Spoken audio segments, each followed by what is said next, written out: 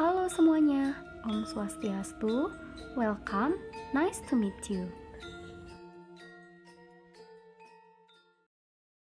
Kali ini kita akan membahas konsep wilayah dan perwilayahan.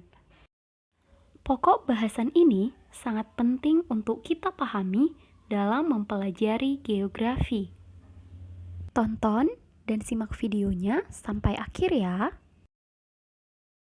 Masih ingatkah kamu bahwa geografi adalah ilmu yang mempelajari persamaan dan perbedaan fenomena geosfer dengan sudut pandang ke lingkungan atau kewilayahan dalam konteks keruangan. Artinya, dalam mempelajari gejala dan kenampakan di permukaan bumi, salah satu sudut pandang dan pendekatannya adalah melalui analisis kewilayahan atau kompleks wilayah. Nah, sebelum kita berbicara tentang wilayah, kita seringkali menemukan istilah yang identik dengan pengertian wilayah. Contohnya seperti ruang, lokasi, kawasan, dan daerah. Keempat istilah ini memiliki istilah tersendiri, walaupun sama-sama menunjukkan sebuah tempat di permukaan bumi. Ruang adalah segala tempat di permukaan bumi, baik secara keseluruhan maupun sebagian yang digunakan oleh makhluk hidup untuk tinggal. Contohnya seperti hutan, perairan, alun-alun, dan segala tempat yang digunakan oleh makhluk hidup untuk tinggal ataupun beraktivitas. Nah, kalau kita berbicara tentang tempat terjadinya suatu gejala atau fenomena, maka kita sedang membicarakan lokasi. Contoh seperti lokasi banjir yang terjadi di kampung X misalnya. Akan tetapi, jika kita membicarakan tempat yang berhubungan dengan lokasi dan situasi ruang yang ada di tempat tersebut, maka kita sedang membicarakan daerah. Contohnya daerah pesisir. Daerah pesisir tempatnya dekat dengan laut, udaranya panas, banyak pohon kelapa, dan lain sebagainya.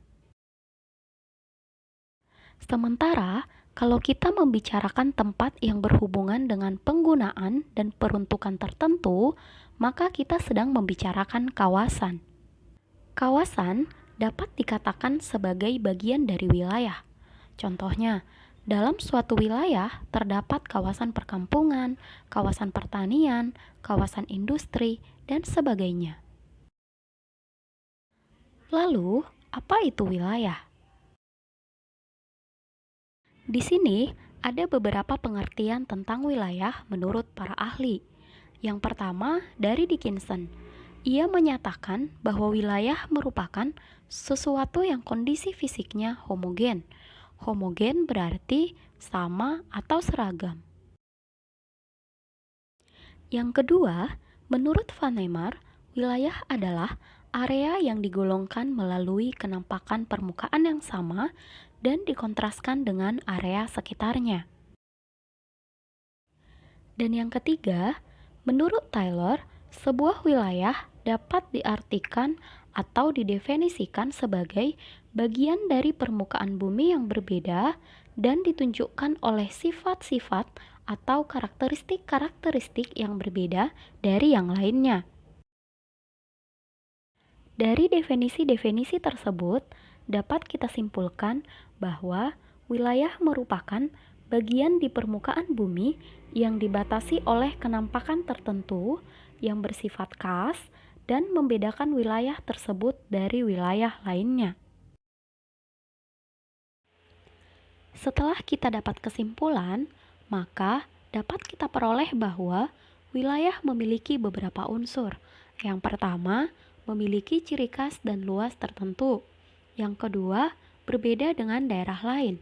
Dan yang ketiga, dapat ditentukan berdasarkan administratif.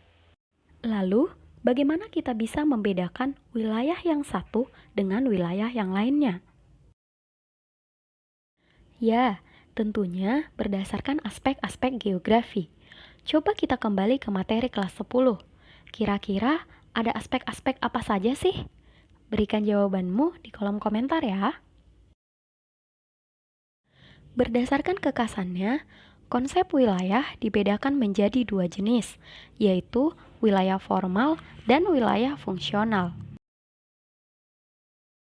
Wilayah formal adalah wilayah yang didasarkan atas konsep homogenitas dan bersifat statis. Wilayah formal biasanya juga didasarkan pada gejala atau objek yang ada di tempat tersebut, baik bersifat fisik, sosial, dan bersifat budaya atau adat istiadat. Contoh wilayah formal dari kenampakan fisik seperti topografi, pegunungan, curah hujan, dan lain sebagainya. Sementara wilayah formal dari kenampakan sosial, contohnya seperti mata pencaharian, ekonomi, dan lain-lain. Untuk wilayah formal yang bersifat budaya, contohnya suku-suku yang terisolir atau mengisolirkan diri, seperti suku Baduy misalnya. Pada intinya, wilayah formal ini memiliki wilayah geografis yang serupa atau seragam dan dapat kita bedakan dengan daerah sekitarnya. Sementara itu, wilayah fungsional adalah wilayah yang didasarkan atas konsep heterogenitas dan sifatnya dinamis. Dikatakan dinamis karena ditandai oleh adanya gerakan dari dan ke suatu pusat. Contoh wilayah fungsional pada skala besar adalah Jabodetabek, Jakarta, Bogor, Depok, Tangerang, dan Bekasi.